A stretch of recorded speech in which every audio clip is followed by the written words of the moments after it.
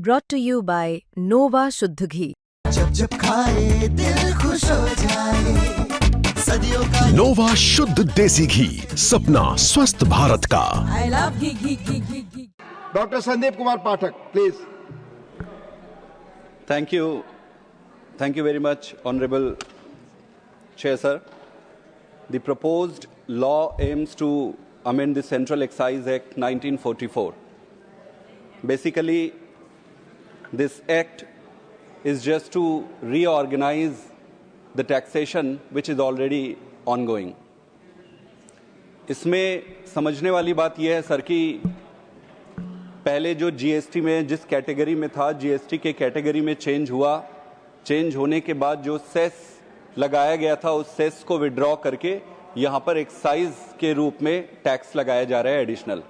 Honourable finance minister ने ये explain किया और क्लैरिफाई किया जो कई सारे डाउट्स थे कि ओवरऑल टैक्सेशन में जो अमाउंट है क्या वो इंक्रीज होगा।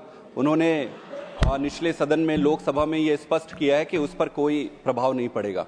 लेकिन सर आज हम ऐसे महत्वपूर्ण बिल पर चर्चा कर रहे हैं, इस पर कोई राजनीति नहीं हो सकती है क्योंकि ये लाखों करोड़ों लोगों के हेल्थ से संबंधित है, लाखों करोड़ों लोगों के लाइवलीहुड से संबंधित है और सरकार को भी इससे बहुत बड़ा चंक ऑफ रेवेन्यू जनरेट होता है। तो ये एक ऐसा कॉम्प्लेक्स सब्जेक्ट है जिसपे आज तक किसी भी सरकार ने अपना विजन स्पष्ट और क्लियर नहीं किया है। इनफैक्ट मैं ये अगर किसी से पूछूं कि भाई आपका विजन क्या है, क्या टोबैको यूज होना चाहिए या पूरी तरीके से बैन होना चाहिए तो कैसे रेगुलेट होना चाहिए, किसी के पास एक कंस्ट्रक्टिव आंसर नहीं है। सबसे पहले तो मेरा आपके माध्यम से ऑनरेबल मिनिस्टर से ये प्रश्न है कि आपका विजन क्या है। क्या आप टोबैको और टोबैको रिलेटेड प्रोडक्ट्स को आने वाले फ्यूचर में धीरे धीरे करके बंद करना चाहेंगे और लाखों लोगों के जीवन को बचाना चाहेंगे, या फिर जो अमाउंट ऑफ टैक्स जो आप जनरेट करते हैं वो आपकी खुशी का एक कारण है जो कि लगभग 3% of your total revenue generation है। इतना बड़ा अमाउंट है और लाखों लोगों को जॉब भी देती है। तो क्या ये लाखों लोगों को जो जॉब्स मिल रहे हैं वो प्लस जो रेवेन्यू है वो ओवरराइड कर रहा है हेल्थ कंसर्न्स को? तो इसको हमें डाइसेक्ट करना चाहिए और इसको बहुत थॉरोली इन्वेस्टिगेट करना चाहिए। तो मैं यही चाहूंगा कि भाई आपका विजन क्या है।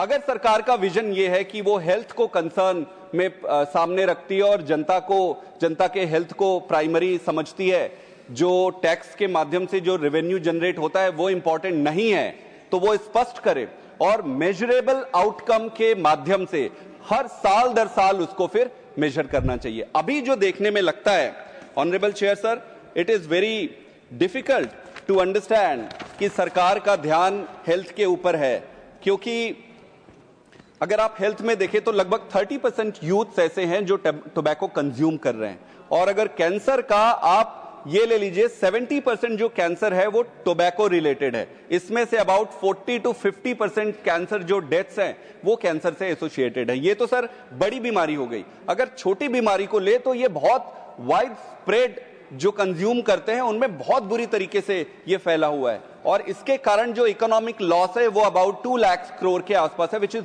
Massive. Now if you compare the revenue generation versus the economic loss because of various other parameters, then you are no gain situation. It is like a loss. It is loss in every other terms. Honorable Chair Sir, एक प्रश्न आता है कि भाई ban करने से क्या इसका समाधान निकलेगा और क्या इसको पूरी तरीके से बैन किया जा सकता है। ये तो सरकार बताएगी कि उनका विजन क्या है। गुजरात में लिकर बैन किया गया और पूरी तरीके से फ्लॉप हो गया है। कोई भी ऑर्डर कर सकता है शराब को और वो उसके घर पे डिलीवरी हो जाती है। बिहार में भी वो कई जगह राज्यों में अलग अलग स्तर पर इसको बैन करने की कोशिश की गई लेकिन वो बैन सक्सेसफुल नहीं रहा।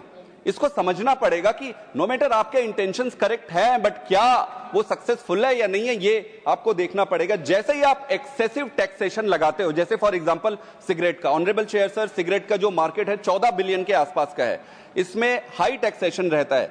हमारे देश में, हमारा देश पूरी दुनिया में 4th नंबर का सबसे ज्यादा इलीगल और इलिसिट सिगरेट का मार्केट है।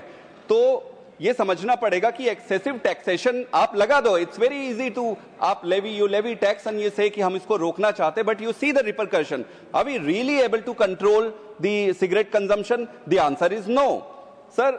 तो इसलिए ये समझना पड़ेगा कि भाई आपका इंटेंशन क्या है, आपका विजन क्या है। आपके जो नियम को देख के लगता नहीं है कि आपका इंटेंशन फेयर है, और ऐसा लगता है कि सिर्फ रेवेन्यू जनरेशन के लिए ही आप कर रहे हैं। एक एग्जांपल मैं और देता हूं सर, टोबैको से टैक्सेशन पे लगभग 70-75 हजार करोड़ एनुअली हम जनरेट करते हैं, और आपको ये जानकर हैरानी होगी कि नेशनल टोबैको कंट्रोल में सिर्फ 50 करोड़, ऑनरेबल चेयर सर, सिर्फ 50 करोड़ सरकार की तरफ से जाता है। ये ऑथेंटिकेटेड डेटा है।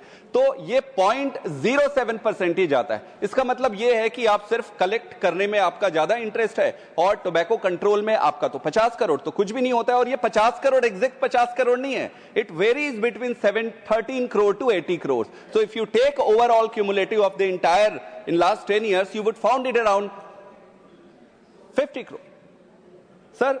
इसका मतलब तो एक और इंटरेस्टिंग चीज है सर कि पहले जो टोबैको कंट्रोल के नाम से फंडिंग जाती थी, अब उसको टेरिटरी कोर प्रोटेक्शन के नाम से एलोकेट किया जाता है। It is very difficult for an ordinary person to even track कि आपका जो अमाउंट है वो किधर जा रहा है, वो अमाउंट कहां पे आप अमाउंट भेज रहे हैं।